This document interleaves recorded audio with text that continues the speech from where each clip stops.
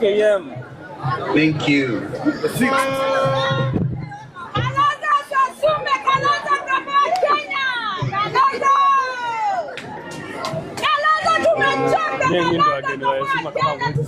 Thank you. Wow. Thank you. Thank you. Thank you so much. Please tuketi, wale ambao unaweza kuketi tafadhali.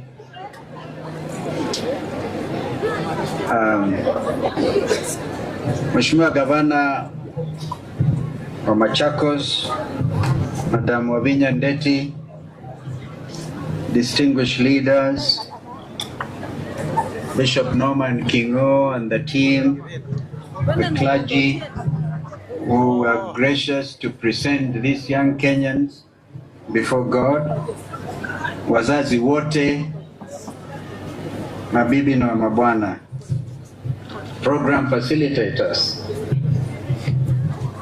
It is obviously a matter of good and great honor for me to stand before you today and to be able to celebrate not only your achievements, but also the success of one of Kenya's greatest transformations, devolution.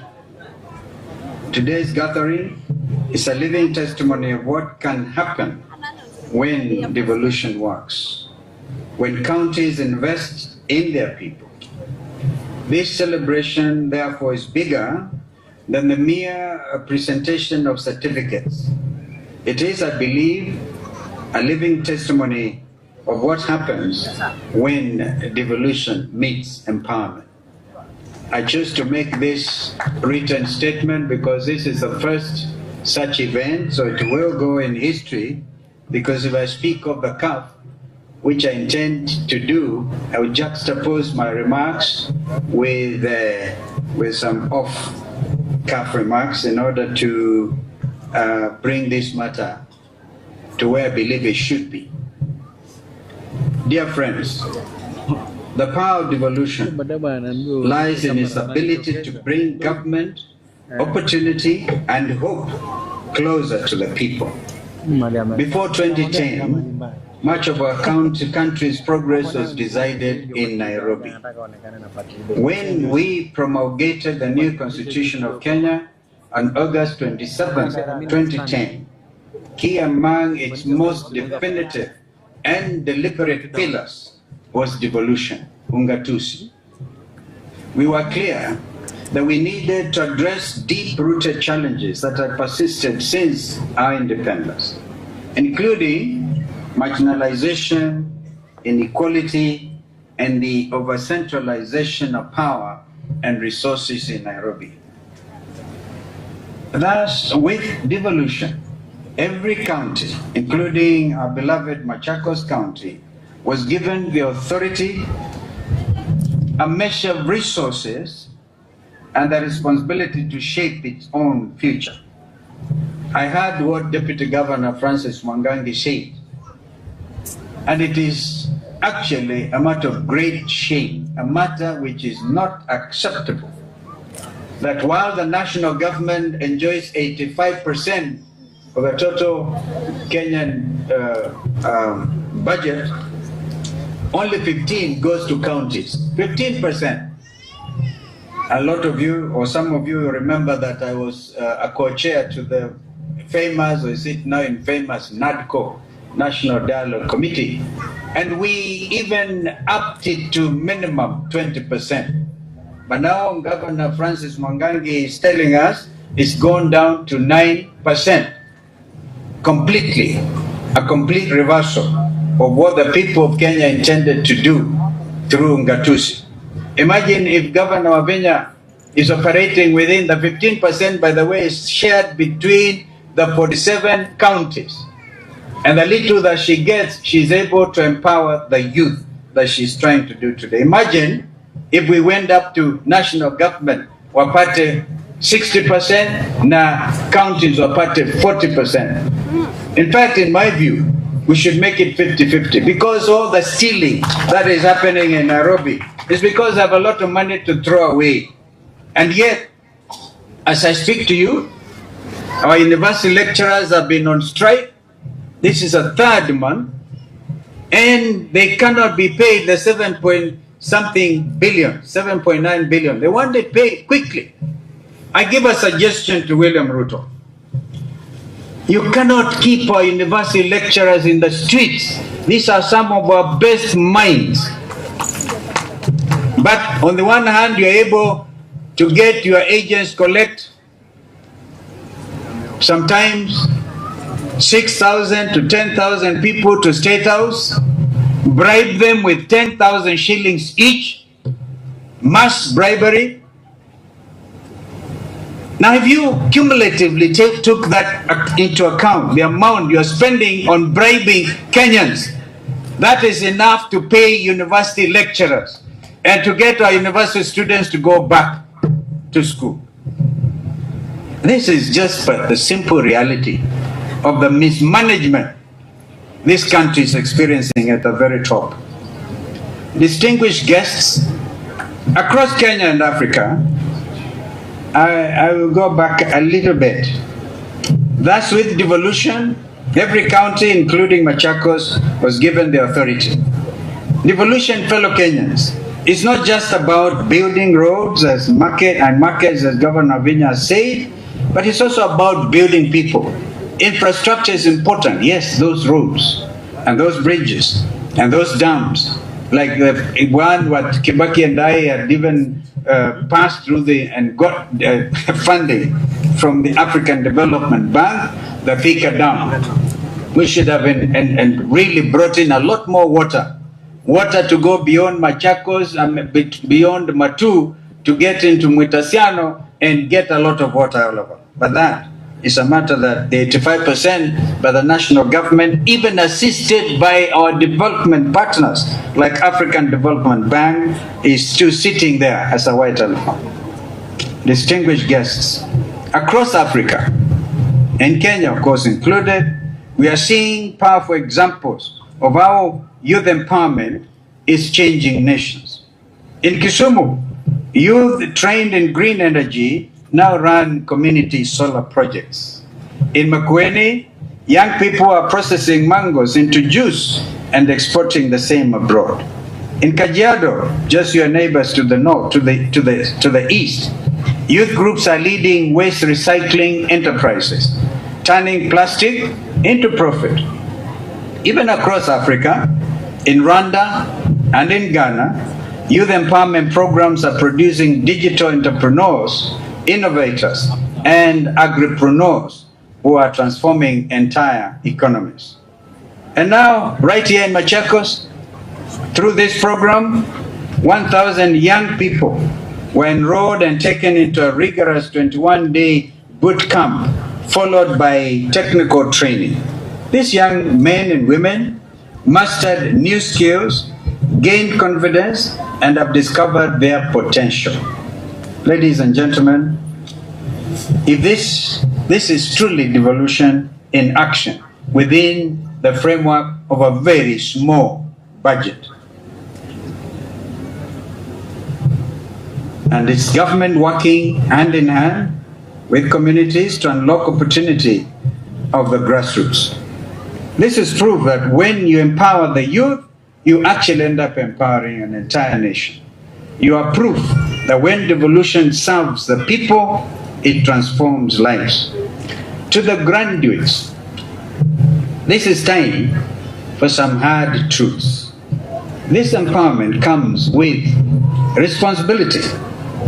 On 20th June 2024, remember, 29-year-old Rex Kanyike Masai was shot.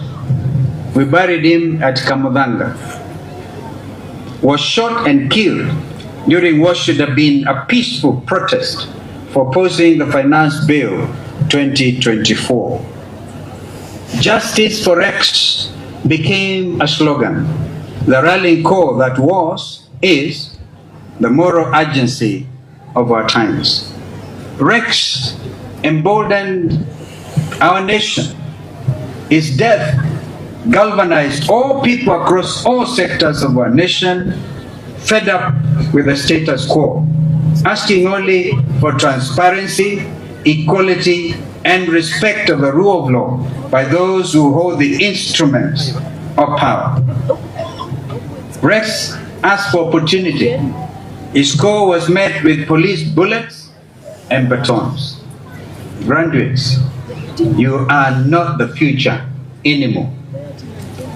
You are the now. You stand on the shoulders of Rex Masai and hundreds of young Kenyans whose names are forever immortalized in our third, and I dare say, final liberation struggle, and their sacrifice should and will not be in vain. You now carry the torch of progress. My dear friends, Ungatuzi Revolution has given you a platform. Now it is your turn to build upon it. Start small, but think big. Collaborate with others. Use your talents not only to lift yourself, but to lift others. Remember, true empowerment is not about what we receive, but what we give back. Remember too, that you are living proof that devolution works and that local action can lead to national transformation. I urge you therefore to take your training as a launch pad. That's what we are, lifting you out of this, to build, to innovate, and to serve. Don't wait for opportunities to come knocking. Go out there and create them. Distinguished guests, ladies and gentlemen,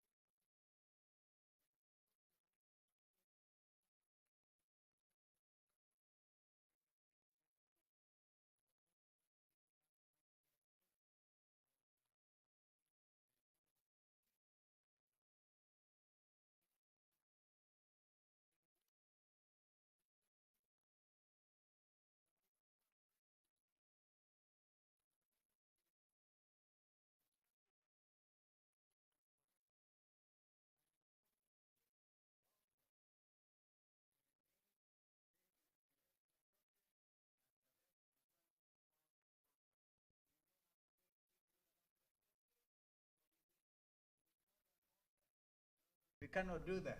We believe in consultation. Maybe you even come up with a better name. But you need to give this Machakos empowerment, youth empowerment program a sense of the Gen Z revolution, which Rex Masai, one of your own, was not given the opportunity to live. And living is a basic thing. He wasn't going, if he was a girl, he was not going to do what Norman Kingo was challenging you not to do. He was a decent young man. Together, my friends, we can combo Kenya and build a nation state where no dream is too big, where no voice is silenced like that of Rex Masai, and where most importantly, no young person is left behind. Even those who fail. I've heard Governor Wavinya being a mother saying, you will get back there in January. Mpaka ufaulu. Congratulations, class of 2025. Machakos believes in you. Kenya, too, believes in you. And I, one Stephen Kalonzo Musyoka, believe in you. Asanteni sana.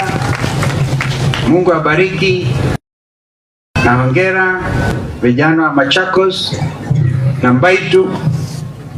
Iyo bei kabio kule. Hapo. Nemo mbegwa. Kwewe ndio. Kiaveki koti kiteu. Hapo sasa. Amweka atele mweno ndo na weva. I like Mubangoni. He gave a true interpretation to William Ruto. When in Kitui, alisema, what is this thing? Unasema vomwe na beto. I like what Mheshimiwa Munyaka told William Ruto. Vomwe na beto means you, William Ruto, will be one term.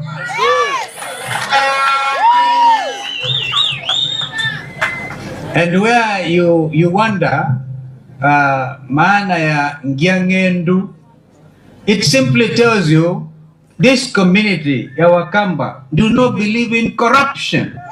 We are not corrupt. Therefore, Governor Wavinya, you have done well. Accept oversight, accept criticism. Let us not go out there praise singing. Hey, you know, I was very shy here. Mukianza kusema Kalonzo the 6th. Hatuwezi kuwa the 6th if these young people do not take out their voters cards. Mwe tayari kuza kura. Alama tayari kwako yulu. Alama wasetei kula kwako yulu. By the way, Governor Wavinya, I've read in the national media kwamba wao tayari Machakos is leading in taking out the, so Machakos, go out there. That is your weapon to reclaim the dignity of Rex Masai. Yes. If you don't want Masai to have died in vain, chukueni ukura, make this administration which has failed, and I have no hesitation to tell you it has failed, make it absolutely one term. And it is not a cliche, it is now becoming a true vision of every Kenyan who cares about the future of this country. Just look, for example, William Ruto has given orders to now clear the little forest cover we had in Masai Mao, for example, one of the most important water towers, which actually sustains even the ecosystem in the Masai Mara world famous game reserve. And everything is now moving in the direction of Tanzania because the Mara River is drying up. And President Ruto goes and says, ile miti mzemze ikatwe. How do you, somebody ambaye anataka ku make a profit, destruction of our forests. Mwesa mwona ba aiteta Ndwebeti Hills, kataeni Governor Wavinya, musikubali, because that is the only little thing left around here. You know, just destroy your country. For what purpose? For monetary gain? No. Lastly, I was so happy to see our clergy leaders here, our spiritual fathers.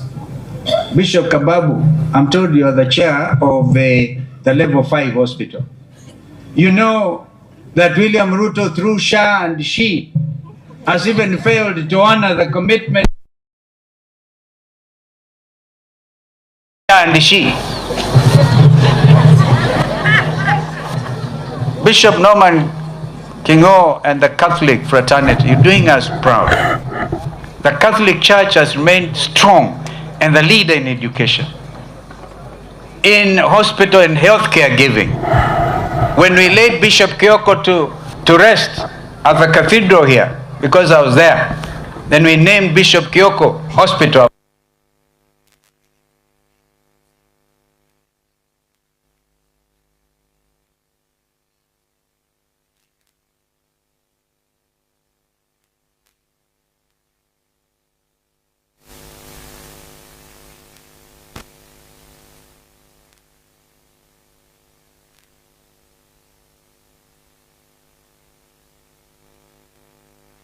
Chao. Idi akamba twenda. It is time to show. There is this time, and this is God's given time to make the change. And therefore, let us start with a clear message. I know we are next to Mumbuni North, Mheshimiwa Munyaka. Ngo kuli andumaitu kwa ndaya Mumbuni North. Tafadhali. Kibela kiwa ipa Patriotic Front ikaima Okiosa. Iyo na Gachagua na Natembeya na Matiangi na umealange mazi. Yuka Kalonzo we mwe kibela kia ward na wendo tuika president wa Kenya. Imondele siambaito tuika alike hivo. Alama ya tayari makazi tuilika hivo isi tumina hivo. Baune kendo tumbekewe kendo ndi. Na no bakatumbwe kendo chukwa ndai yasio nde na usindwe sawa batana thina. I don't even want to come to the ground. Nondo nye nikwenda noke kwambia kwazia hii na hii tafadhali tusaidiane, because it's the only by election on the 27th in this region, and of course we lost one of our own and we are very sorry about Mheshimiwa Kabu alikile county assembly na chama cha Wiper. And although he died not in Wiper, but a dear friend of mine. So, tuwakumbuke hawa wote. And now, I've come to the conclusion of my remarks. I promise to juxtapose them with some of these realities of our time. So, tunshikamaneni kabisa na leadership, because finally, Governor Wavinya, you have said you are Wiper patriotic governor. I know because of allowing the party leader to come and start this commencement of these wonderful young people, the national government will even go after you. And there are two levels of government, the national government and the county government. Because governors who are elected on party tickets have to remain faithful to their political parties.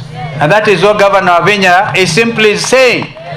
Wakija wakikushambulia, we shall go also for them. Hatutawachilia. Nundu mazi elea kuita RUTO weneki. You RUTO is majority leader weta wangondi. So we are doing the right thing. Of course, when RUTO comes to Machakos, you have to be there to receive him. But when you receive him, he must know you are the county government, the county government. Sio kama ile mulienda hapa kwa inauguration of Bishop wa AIC, RUTO anasema ndiye ataongea peke yake. He doesn't recognize there is a county governor here. Yani madharau mengine tutayakataa kata. Inyo mwe tayari? Inyo mwe tayari?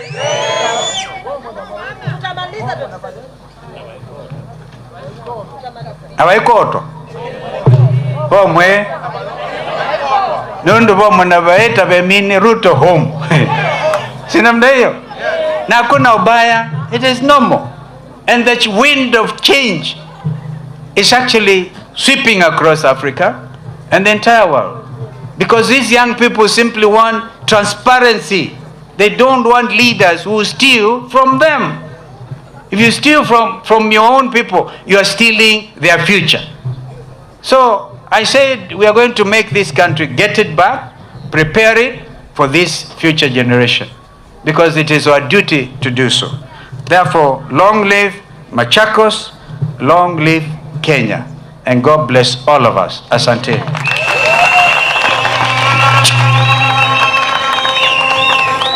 Let us appreciate our party leader kwa makofi mazuri. Haya makofi hayatoshi jamani. Naomba tuketi. Your Excellency is allowed